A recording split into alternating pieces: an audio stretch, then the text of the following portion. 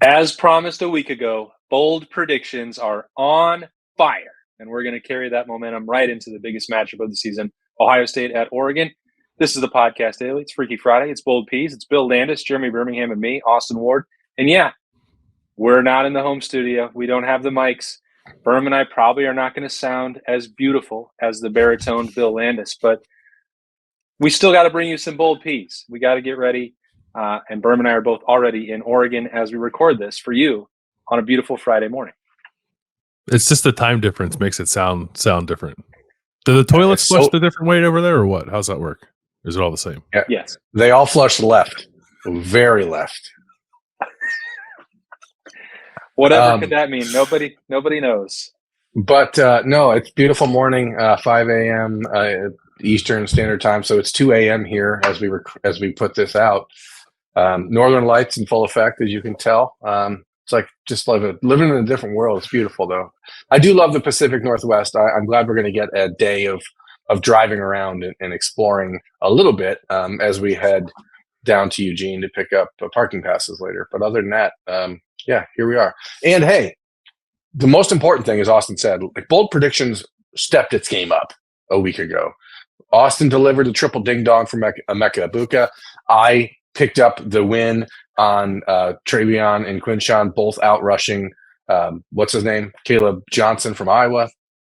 Everyone agreed. Exactly. The entire internet agreed that it counted because his last two runs didn't count since they weren't against the starters. So, Bill, did you get one right last week, or is that still?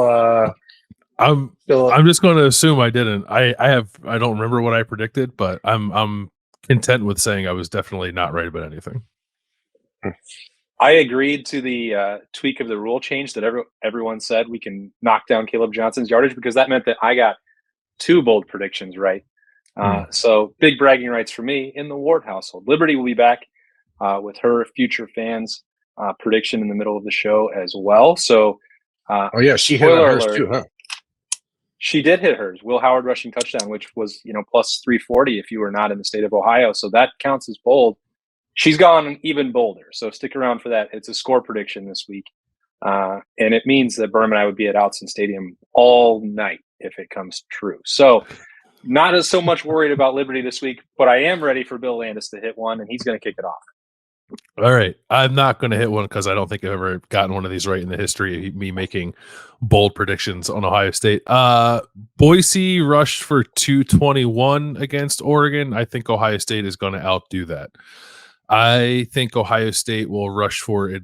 I'm going to go 250. I'll say at least 250, which maybe doesn't sound all that bold, but I do think Oregon's defense is pretty good. And this is a number against a power conference opponent that Ohio State hasn't hit in a while. It's been a couple of years since Ohio State's gone north of 250 against a power opponent. So it feels bold enough to me. I also think with a game like this, it's in my opinion anyway, it's two good teams. I don't think you have to be super outrageous for it to be for it to qualify as bold. But I believe in what I've seen from Ohio State's rushing attack.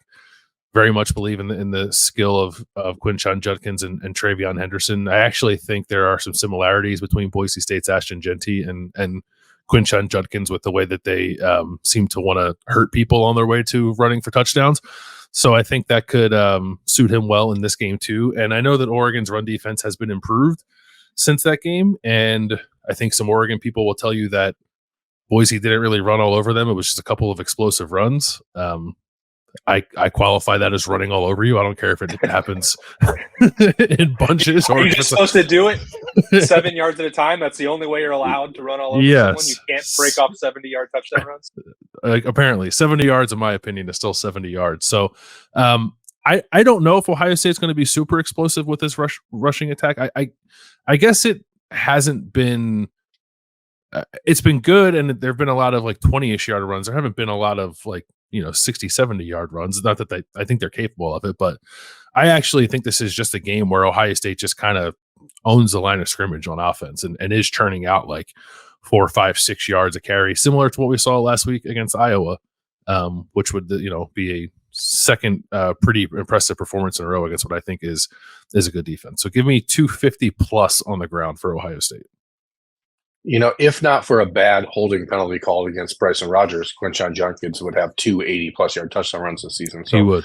You would have a couple of those explosives. Obviously, Oregon is going to be coming into this game looking at how you slow down the run game, because in college football, you still need to stop a team from running. If you want to win, you got to make them one-dimensional. I think their goal will be to put this game on the back and arm of Will Howard. And with Carnell Tate back, I'm just going to go back in time to last Friday and take Bill's bold prediction from last Friday about Carnell Tate. I think that he's going to have his first 100-yard game of the year. I think he's actually going to lead Ohio State in receptions and yardage in this game. And maybe that doesn't sound bold, but I think he will be the leader in receptions and yards for Ohio State in this game, because Oregon is going to play a little bit of aggressive defense against JJ and Emeka, and that's going to open the door for Carnell Tate, and he's healthy, and this is a game where he's going to be counted on to get some tough yards, and Will Howard will certainly look for him. So leader on the team in receptions and yards, and over 100 yards receiving in this game for Carnell Tate. That's BP number 1, but it's also BP number 1 last week when Bill put it out there. I do like to play this week. Yeah. I don't think you have to undersell it either. I mean, I want to couch it. I want to make sure people know I'm stealing straight up for Bill. I just mean you don't have to say, well, maybe this doesn't sound bold. Like, he still plays with Jeremiah Smith and Emeka Egbuka. So, like, naturally, that's where people are going to expect the yardage and catches and touchdowns to come from. That's where I do, because I think Jeremiah Smith is going to go for 150 yards and 2 touchdowns in this game. I think what's going to happen is, like, they're going to operate Bill like a vintage WWE tag team. Like, one guy is going to get hot, and then here comes the tag. It's Jimmy Uso, and then Jey Uso is coming over the top rope the next week. Like, this is if you're trying to adjust and take one guy out, which you saw Emeka Egbuka explode a week ago, you're like, well, we got to double this guy. Well, as you and I have said multiple times, and I think we've all talked about dating back to spring football, the beauty of this Ohio State offense is that you're not going to be able to double any of them without getting absolutely destroyed by Carnell Tate, Emeka Egbuka, or Jeremiah Smith. But I think it will be JJ's turn this week, just because Emeka is so dangerous and so versatile. I think Oregon, based on what it saw from Iowa a week ago, that's the guy that you have to take out of the game. Now, you probably are not going to be able to remove Emeka totally because of the possibility he can line up in the backfield and run inside that Will Howard so tantalizingly teased on a Tuesday. But I don't know what defense would work to stop Jeremiah Smith, other than I do think Ross Bjork and I were talking in the elevator on the way down last week in the fourth quarter of the Iowa game. I said, that guy's pretty good. And he was like, yeah, he's very good. I said, he should play a game with one hand tied behind his back, and let's see what would happen. Now, he shouldn't do that against Oregon, but maybe Nebraska. Well, the Oregon fan base is of the mindset that Jeremiah Smith has not had to play against any man press, and that will slow him down. And I mean, I don't think that that's a terrible idea if your corners are 6'2", 6'3", but Jabbar Muhammad and the other Oregon corners are like 5'10", and I don't think that's going to work if they try that. So, good luck, I suppose. I like JJ there. Yeah. I'd be pretty fascinated to watch that matchup, because he does get some practice reps against a couple NFL cornerbacks already, and I do think that Jeremiah's won at least a couple matchups against Denzel Burke and Davison Igbinosun. So, but if Oregon wants to try that, I'll definitely watch. I think that would be very informative. I think that's going to open up the opportunity to throw the ball down the field a little bit if Oregon decides to do that, which I think Ohio State might welcome. Is it my turn for a second? I will. Yeah. I think there are going to be 2 non-offensive touchdowns scored in this game, one from each team. I think watching a decent amount of Oregon, Tez Johnson is pretty terrifying as a punt returner. I would just not kick him the ball, but I assume that Ohio State will a couple of times. I think they'll find a way to screw it up. Yeah, is what you're saying. Maybe they will. Maybe the special teams mishaps will actually come in handy, and they'll find a way to not kick him the ball. I think he'll return one for a touchdown, but I think Ohio State will respond in kind with a defensive touchdown with Denzel Burke intercepting a Dylan Gabriel pass and returning it for a touchdown.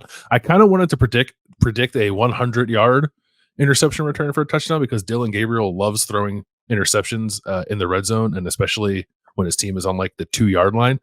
But I won't drill down quite that far. I'll just say a pick 6 for Denzel to match the momentum swinging splash play of Oregon's punt return touchdown from Tej Johnson. I can't believe that you did this to me after what I suggested when we left on Wednesday and snapped judgments. You know that I was going to predict the Denzel Burke pick 6 in this game. You knew it. Come on, I'm trying man. to catch up, man. I'm trying to catch up. Huh. We're all right, just fine. I love this playful banter, the way we just bounce off one another. It's so fun. I was also going to pick special teams for this second BP. And because I do think that special teams moments in games like this are often when games are won or lost. But there's a stat that if it happens, like you win like every time, and that's if you block a punt. And I think Ohio State, which has not tried to block a punt at all this season, that I've been able to discern, is going to try and block a punt on Saturday because Oregon is not going to punt the ball many times, and neither will Ohio State. So you have to find a way to make those plays matter. And I think it's going to be Jeremiah Smith who blocks the punt, and that's where it's going to get fun. Now, that is bold. It's bolder than the first one about Carnell. So we're ramping up. We're putting a little more spice in the pepper, but the Buckeyes are going to need to do something on special teams to shut the place up, and I think that that's the best way to do it because if you block a punt, you like never lose. I can't wait to hear what you're going to predict about Emeka Egbuka just to make sure you have all your bases covered with the 3 starting wide receivers. Don't worry, I got one. Oh, I was just waiting for you to say it. So this is a steal pretty it. big game, right? Mm-hmm. I think we can all agree. Top 3 matchup. Yeah. I think it's got the attention of Ohio State's defensive line, more specifically JT Tuimoloau. It's been a long time since the Penn State dominance and one of the greatest performances by a defensive end in college football history. That's what that was. I don't expect him to do that all the time, but I think Ohio State needs him to do it in the matchup, talent-equated games. And I have felt like there have been stretches in the first 5 games where JT has been going through the motions a bit. And that's probably unfair. Might not be accurate. It's just holding him to the standard that I know that he can reach. It doesn't look like he's gone full throttle yet. And he hasn't had to. Ohio State's not been truly tested. But a game against an opponent like Oregon on the road, back in the Pacific Northwest, probably going to be a pretty sizable contingent of family and friends and folks coming down to get tickets in this stadium, at Outson Stadium. I think he's going to be keyed up. And I don't believe that Dylan Gabriel can run away from JT Tuimoloau when he's got the pedal down. And I think he's going to have 3 sacks and a forced fumble in this game. We all know that Eugene is right next to Seattle. And that is the important thing here because all of his family will likely be there. It's a very short drive from Seattle to Eugene. Mm. Hey, some people decided to book their travel from Seattle coming down. I was going to ask, because you mentioned being keyed up. Are we getting the cocaine whites in this game? Do we know? I don't think seen so. Official confirmation. They put out a graphic with the white jersey, but like they didn't show the pants. My suspicion is because the graphics makers aren't very adept at graphics right now. But no, I mean, maybe that's it. Maybe they're trying to be really stealthy. I don't know. I know people want it. People definitely want the all whites, and I think it'd be a cool look, especially with Oregon wearing all black. Yeah. Haven't seen official. I did send a text out on Thursday asking somebody if they would tell me, and I've not received a response. So. I hope you didn't call them the cocaine whites to somebody in the program. I did not. That is makes you think, though. All right, the guest predictor is back. Couple predictions in the bag for all of us on Bold Peas. Liberty is once again back. She's undefeated. She's brought to you by Future Fan Sports. You got your first Bold P right. How'd you do it?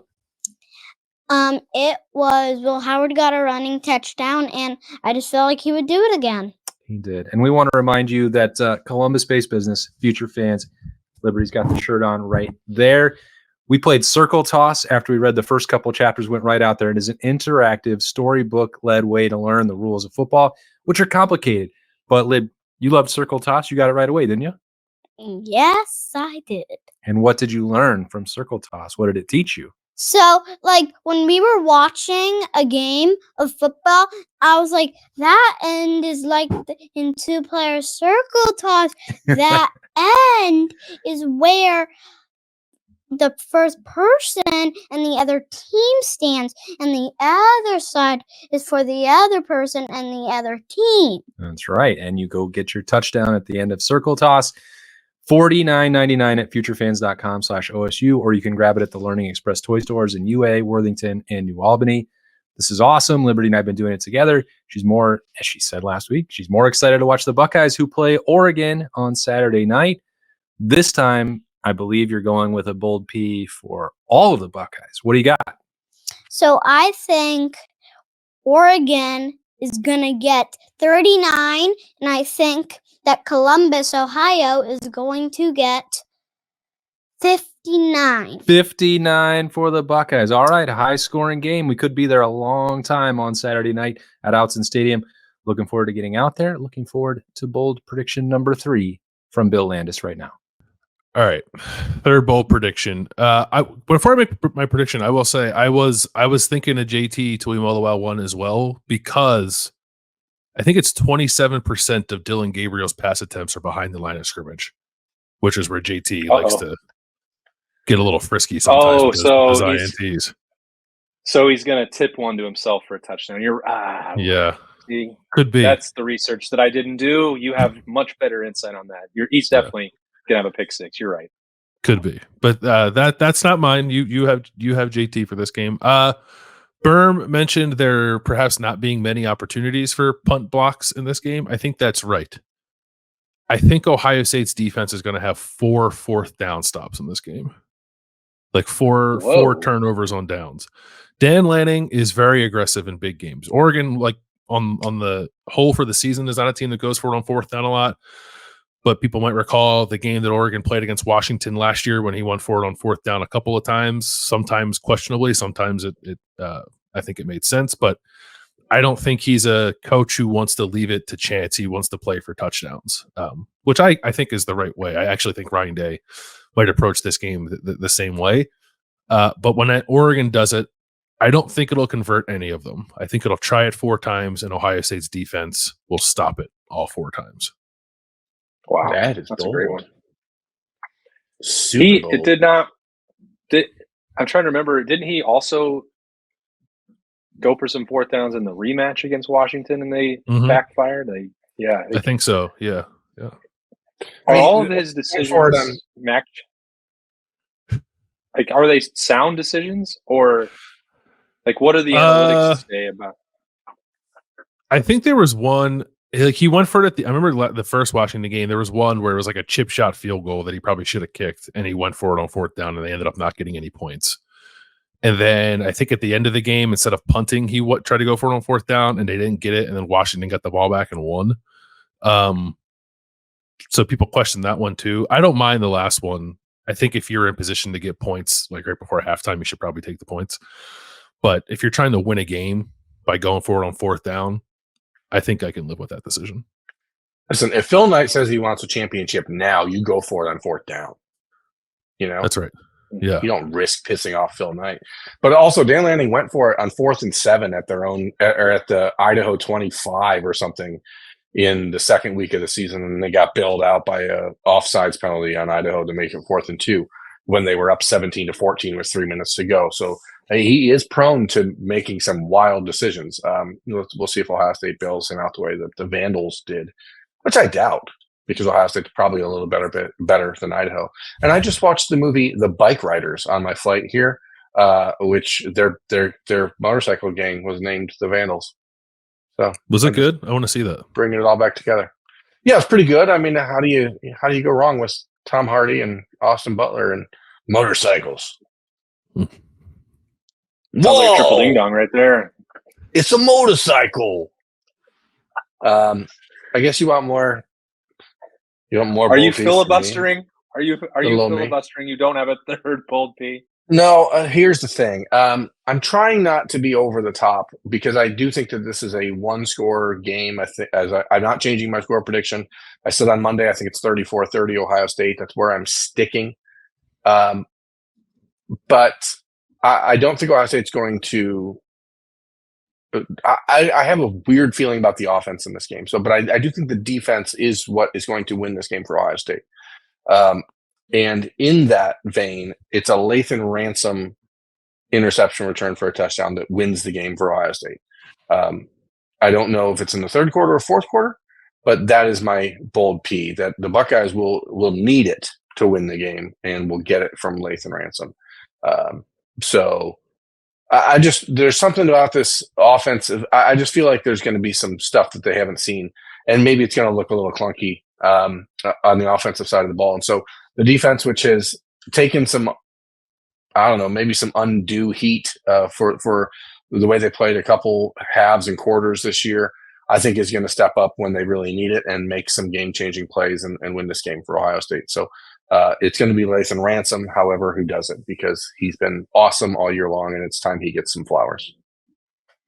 I was pretty curious why you felt uncertain about the offense, if that was something you were getting a vibe check from the Buckeyes, or if it's just purely about Oregon's defense. No, I just think that we've watched Ohio State over the last couple of weeks. There's the Michigan State game. Michigan State's linebackers and safety play was really good, and they did a nice job keeping aside from the two plays where JJ broke their hearts. But and then you watch the Iowa game, and it's the front four, and Ohio State did a nice job there. And I just think that this defense is going to be the best combination of everything we've seen. And it's not going to be a game where the offense is averaging 9 yards of play at halftime. I just don't see that happening. So I expect Oregon to play a lot of interesting coverages with their linebackers who are really athletic and who can really confuse the picture in the middle of the field. But they're also going to play a lot of man on the corners. And I just think it's going to be an interesting blend of defenses from them. And I think it's good. The one thing that makes me feel a little bit better is that Chip Kelly has played against this team in this Dan Lanning, iteration of Oregon. So I think that maybe there's a chance that he's seen it before and it won't be quite as confusing. But between Jordan Birch and Derek Harmon, I have some questions, I guess, about the right side of the Ohio State offensive line. And so I think that we might see Will Howard get sped up a touch. And if that's the case, I think that it leads to some problems over the middle of the field. I think it's worth pointing out, too, that Ryan Day has not seen this defense, but this idea, like Dan Lanning and Tosh Lupoy from the Kirby Smart, Nick Saban tree. Like Ryan Day's seen that defense twice, too. So they could have some ideas for that. That's a great point, Bill. I'm just trying to go into this with some settled expectations of this is going to be a classic game. And I really think it will be. I think it will be, too. Yeah. A really great football game on Saturday. And I know Buckeyes fans are, looking at it and say, well, we can go out there and beat Oregon by 17 or 20 points. And maybe they can. I'm not saying it's impossible. It's not impossible. Okay. But is it likely? I don't think so. This is the number 2 versus number 3 team in the country for a reason. It's at Oregon. It's hard to win on the road. Like all the other things are true. And so I'm just not expecting like a clean offensive game from Ohio State. I hope I'm wrong. glad that you guys both said that you're expecting classics and it's 2 versus number 3, because that will solidify the idea that this is a bold prediction. I told you both last Friday night when I was watching Oregon that version of the Ducks would lose by 28 to Ohio State. And that's exactly what's going to happen on Saturday night. Ohio State, I feel like there's not a matchup on the field that favors Oregon over Ohio State. That's based on what I've seen through 5 games, which is 5 Ohio State games and 3 Oregon games. There were 2 that I have no idea what they did, but they don't matter to me. I think Ohio State is the best team in the country, the most talented team in the country. Bill did the research earlier in the week about double time zone travel. Doesn't seem like that's going to be an issue for the Buckeyes either. So I just don't think on paper that Oregon is good enough to beat Ohio State. And in fact, I think Ohio State is head and shoulders better than them to the tune of a 28-point win. I said it last Friday privately. I'm going to back it up and say it publicly on Bold Peas. So how do you get there? Are we talking 49-21? Are we talking 41-13? Like where is your game? 38-10 is what I think is going to happen. That would be something. I mean, I'm going to be very honest. I hope you're right. I know you do. I'm not enamored with Dylan Gabriel. I think that he, I've seen careless turnovers that I think Ohio State would feast on. Maybe, Bill said earlier in the week, maybe Oregon's offensive line is playing better than some of the version earlier in the year. That's probably true. They've reshuffled some of the personnel.